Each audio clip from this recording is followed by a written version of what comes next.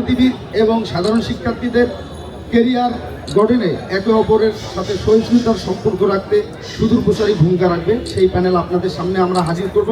অবশ্যই আমি আপনাদের মাধ্যমে বাংলাদেশের সর্বোচ্চবিদ ঢাকা বিশ্ববিদ্যালয়ের প্রকৃত সাধারণ শিক্ষার্থীদের কাছ থেকে আশীর্বাদ চেয়ে নেব আমাদের বাংলাদেশ জাতীয়তাবাদী ছাত্রদলের পক্ষে। আপনারা সবাই অবশ্যই আমাদের এই সমর্থিত প্যানেলকে ভোট দিয়ে জয়যুক্ত করে একটি বাংলাদেশের সর্বোচ্চ বিদ্যাপীঠ ঢাকা বিশ্ববিদ্যালয়কে একটি উন্নত আধুনিক সাম্যের এবং গবেষণামূলক শিক্ষা প্রতিষ্ঠান হিসেবে বিনির্মাণে সহযোগিতা করবেন। বাংলাদেশ জাতীয়তাবাদী দল বিএনপির প্রতিষ্ঠাতা শহীদ রাষ্ট্রপতি জিয়াউর রহমানকে আজকের এই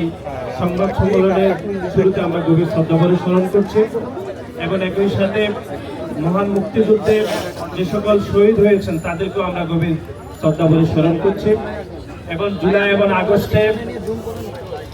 যে সকল ছাত্র জনতা খুনি হাসিনার নিষ্ঠুর নির্যাতনে যারা শহীদ হয়েছেন আজকের এই সংবাদ সম্মেলন থেকে আমরা তাদেরকেও গভীর শ্রদ্ধাভরে স্মরণ করছি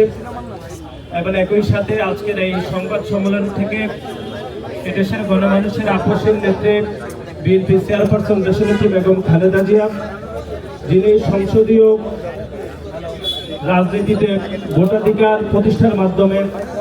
বাংলাদেশে একটি ইতিবাচক রাজনীতি পরিচালনা করেছেন এবং যিনি বাংলাদেশের কোনো গণতান্ত্রিক নির্বাচনে কোনোদিন পরাজিত হননি, সেই নেত্রী দেশনেত্রী বেগম খালেদা জিয়াকে আমরা গভীর শ্রদ্ধাভরে স্মরণ করছি এবং ওনার দীর্ঘায়ু হায়াত কামনা করছি এবং আমাদের দলের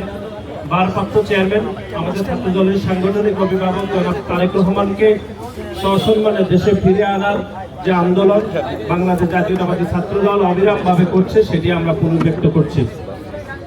আপনারা জানেন যে বাংলাদেশের গত 17 বছর ধরে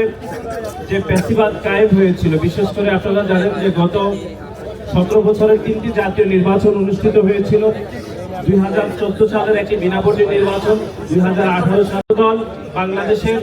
সাধারণ শিক্ষার্থীদের অধিকার আদায়ের জন্য আমরা যেরকম নিরলসভাবে কাজ করছি এবং একই সাথে বাংলাদেশের গণতান্ত্রিক ব্যবস্থাকে শক্তিশালী করা, মানুষের জন্য ভোটাধিকার প্রতিষ্ঠা করার জন্য এবং মানবাধিকার প্রতিষ্ঠায় বাংলাদেশ জাতীয়তাবাদী ছাত্র দলের দীর্ঘ 5 দশকের পথচলাকে আমরা আরো অনেক বেশি দীর্ঘায়িত করতে চাই এবং সাধারণ শিক্ষার্থীদেরকে সাথে রেখে আমরা ঐক্যবদ্ধভাবে এগিয়ে যেতে চাই। আজকে আপনারা ইতিমধ্যে অবগত হয়েছেন যে ঢাকা বিশ্ববিদ্যালয় ছাত্র সংসদ নির্বাচনের বিষয়ে গত 1 বছরে ঢাকা বিশ্ববিদ্যালয় মাননীয় উপাচার্য সহ ঢাকা বিশ্ববিদ্যালয় কর্তৃপক্ষ যতগুলো মিটিং আহ্বান করেছিল তার প্রতিটি আহ্বানে বাংলাদেশ জাতীয়তাবাদী ছাত্র দল অত্যন্ত ইতিবাচকভাবে ঢাকা বিশ্ববিদ্যালয় ছাত্র সংসদ নির্বাচনকে আমরা ইতিবাচকভাবে গ্রহণ করেছি। আমরা এখনো দায়িত্বহীনভাবে যদি বলতে চাই যে 2024 সালের জুলাই এবং আগস্টে যে খুনি সংগঠন, যে সংগঠন ইতিমধ্যে সন্ত্রাস বিরোধী আইনে নিষিদ্ধ হয়েছে, সেই সন্ত্রাসীরা এখনো ঢাকা বিশ্ববিদ্যালয়ের বিভিন্ন হলে তারা অবস্থান করছে। আমরা আজকের এই সংবাদ সম্মেলন থেকে ঢাকা বিশ্ববিদ্যালয় কর্তৃপক্ষের নিকট আবারও আমাদের দাবি পেশ করছি যেন সেই সকল খুনিদেরকে বিচারের আওতায় এনে এবং বিশ্ববিদ্যালয়ের পক্ষ থেকে যে বিচার প্রক্রিয়া করার যেটুকু পদক্ষেপ সেইটুকু পদক্ষেপ যেন জরুরি ভিত্তিতে নেওয়া হয়। এবং একই সাথে আপনারা জানেন যে ঢাকা বিশ্ববিদ্যালয়ে